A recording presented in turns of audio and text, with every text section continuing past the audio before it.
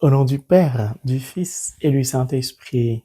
Amen. Que la paix et l'amour de notre Seigneur Jésus-Christ soient toujours avec nous, mes frères et mes sœurs, dans la foi chrétienne.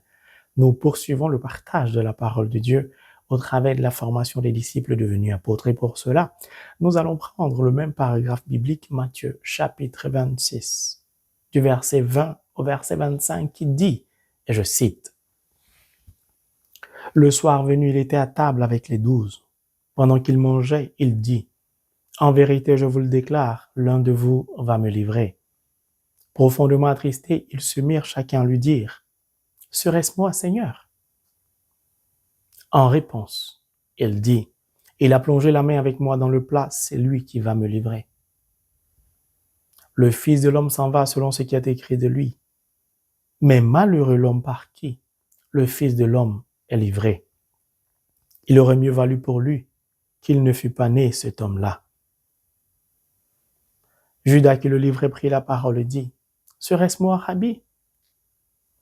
Il lui répond, « Tu l'as dit. » Mon frère, ma sœur, nous allons observer le verset 24 aujourd'hui.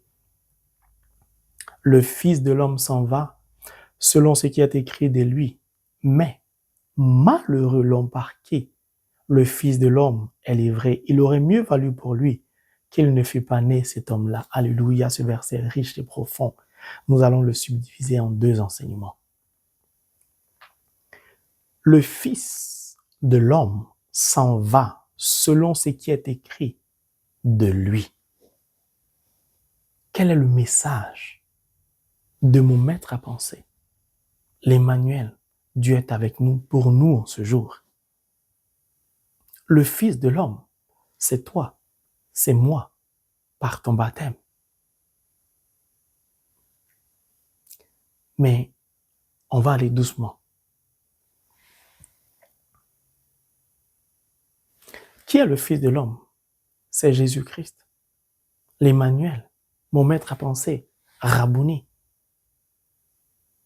C'est une autre révélation que le Seigneur Jésus-Christ partage avec les 12. Après la révélation selon laquelle un des disciples va le livrer. Par mon baptême, j'ai été crucifié avec lui, enseveli avec lui, ressuscité avec lui. Par mon baptême, je suis né de nouveau, donc devenu enfant de Dieu. Être chrétien, c'est vivre comme le Christ. Je recommence, c'est très important, parce que parfois nous nous targuons, ou certains se targuent d'être chrétiens. À tort parfois. Être chrétien, c'est vivre comme le Christ. C'est penser comme par le Christ. C'est agir comme par le Christ. Et j'en passe. C'est donc accomplir la volonté de Dieu. C'est ça être chrétien.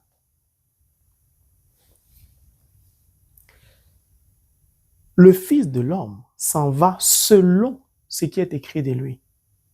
Le selon ici va nous donner d'emprunter un chemin magnifique.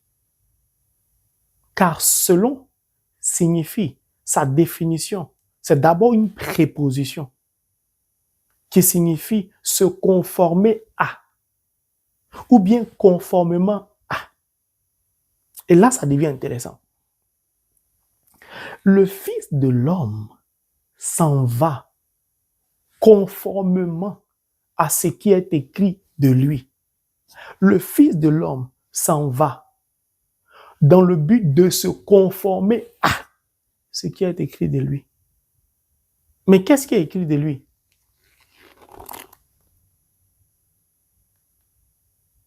La volonté du Père. La voici. Holy Bible, the Word of God, nous parle de Jésus-Christ, de sa venue, de sa naissance, de ce qu'il va souffrir, de ce qu'il va ressusciter pour le salut de l'humanité. Et là, ça devient très intéressant. Nous sommes sur la préposition selon.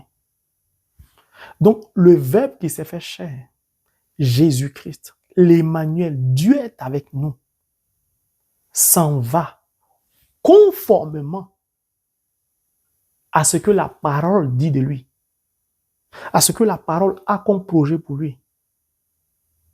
Or, la parole de Dieu n'est que la volonté de Dieu. Donc, le Fils de l'homme s'en va conformément à la volonté de Dieu. Cette volonté-là, elle est écrite dans Holy Bible. Le Fils de l'homme se laisse conduire donc par la parole de Dieu. Il n'a de vie que pour l'accomplissement de ce qui est écrit de lui, qui est la volonté de Dieu.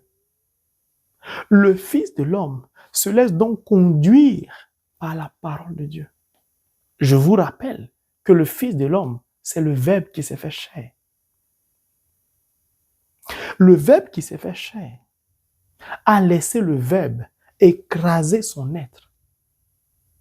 Le Fils de l'homme n'a donc pas de pensée ni de volonté. Car sa volonté, sa pensée, et j'en passe, ne subsistent que par et au travers de la volonté de Dieu. Sa vie présente dans la chair n'a de sens pour lui que par l'accomplissement uniquement de ce qui est écrit de lui. Ça me rappelle Saint Paul, Galates 5, verset 16. Nous devons marcher sous l'impulsion de l'Esprit Saint, afin de ne pas accomplir les désirs de la chair. Le Fils de l'homme, donc, ne laisse aucunement les désirs de la chair, pourtant charnel qu'il est, prend le dessus sur sa vie spirituelle, sur son désir d'accomplir la volonté de Dieu. Bien que charnel, donc sujet à des désirs charnels, il ne prête aucune attention à la chair. Saisi par le Christ, je coudoie tout droit vers mon but.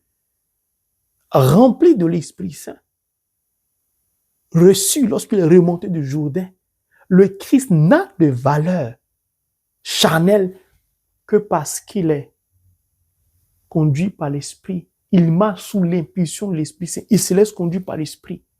Mais le Christ a dit, ma parole est Esprit.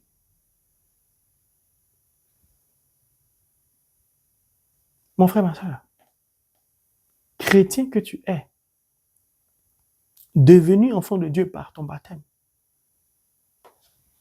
crucifié, tu l'as été avec lui, nous dit Saint Paul dans Colossiens 1.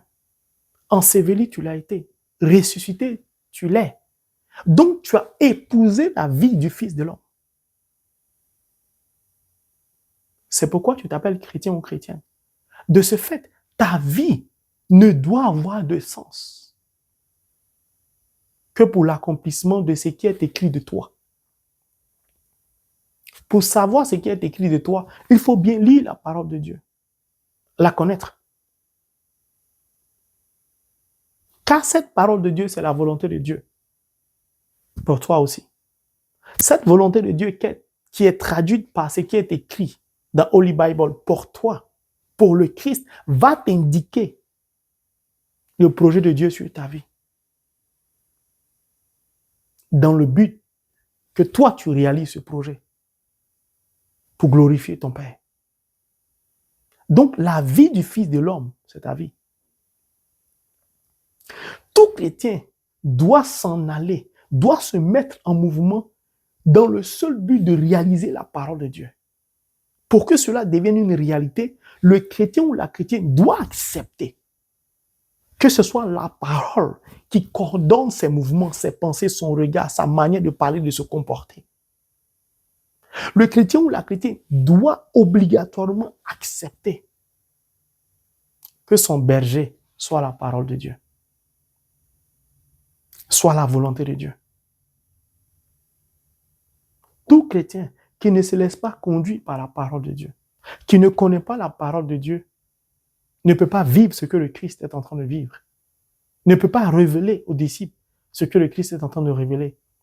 Il dit, le Fils de l'homme s'en va selon ce qui est écrit de lui. Donc, il sait ce qui est écrit de lui. Pourtant, c'est le Verbe qui s'est fait chair. Mais le Verbe qui s'est fait chair accepte de se soumettre au Verbe, de se laisser conduire par le Verbe. Quelle crainte de Dieu! J'ai dit, quel abaissement du Christ! Quelle humilité de mon maître à penser! Cet enseignement est profond lorsqu'il s'adresse aux disciples.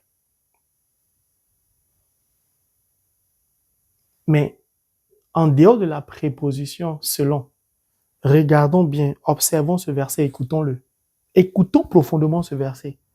Le Fils de l'homme s'en va. Ça m'intrigue. Pourquoi? Il ne dit pas le Fils de l'homme doit y aller. Il dit s'en va. Donc s'en aller.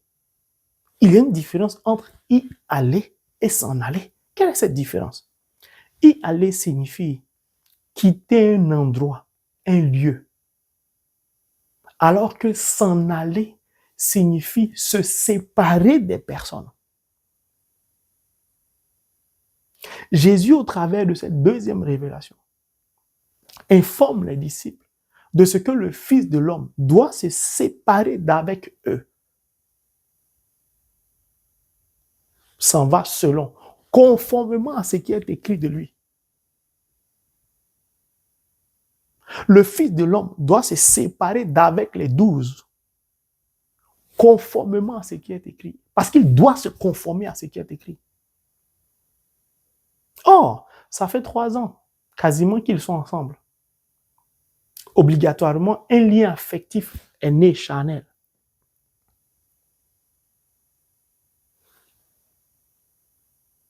Le Christ nous indique clairement que quel que soit le lien affectif qui nous lie à quelqu'un, à des personnes, cela ne doit pas impacter la réalisation de la parole de Dieu.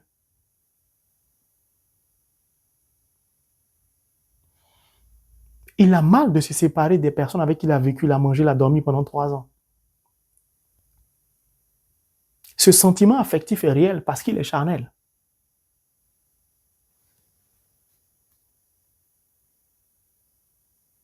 Il a mal de cela. Mais il dit, le Fils de l'homme s'en va. Se séparer. Pourquoi beaucoup de chrétiens ont du mal à réaliser la parole de Dieu, à conformer leur vie à la parole de Dieu, à se laisser conduire par la parole de Dieu? Parce qu'ils font, comme certaines personnes dans la Bible, Seigneur, permets-moi d'aller enterrer mon père. Et rien, y compris un sentiment affectif, un lien charnel, ne doit nous empêcher de réaliser la volonté de l'être suprême au monde. Il accepte, après 3 années passées avec eux, de se séparer d'eux, de s'en aller, c'est-à-dire de se mettre en mouvement. Dans quel but? Pour laisser la parole se réaliser dans sa vie. Pour lui-même se mettre en mouvement pour réaliser la parole. Mon frère, ma soeur, est-ce que tu comprends l'urgence pour toi, plus que jamais, de laisser la parole conduire ta vie? Comment peux-tu t'en aller si tu ne connais pas la parole? Si tu ne sais pas ce qui doit se réaliser pour toi dans ta vie? Comment vas-tu réaliser la volonté de Dieu pour toi si tu ne la connais pas? Ah oui, mes frères, Marie, moi je ne connais pas la volonté de Dieu sur ma vie. C'est pourquoi j'ai commencé l'enseignement en disant, le Fils de l'homme, c'est toi, c'est moi. Si par mon baptême, j'ai été crucifié avec lui, enseveli avec lui, ressuscité avec lui, que je suis un chrétien, j'ai donc épousé la vie du Christ. Si le Christ s'en va, donc moi aussi, je m'en vais. Chrétiens que nous sommes des pèlerins. Nous devons toujours être en mouvement, nous en aller. C'est-à-dire que nous devons accepter de nous séparer, c'est ça, s'en aller, d'un bien matériel, ou des biens matériels, ou de l'argent, ou d'une relation, dans le seul but d'accomplir la volonté de Dieu, si cette relation ou ce lien affectif doit nous en empêcher,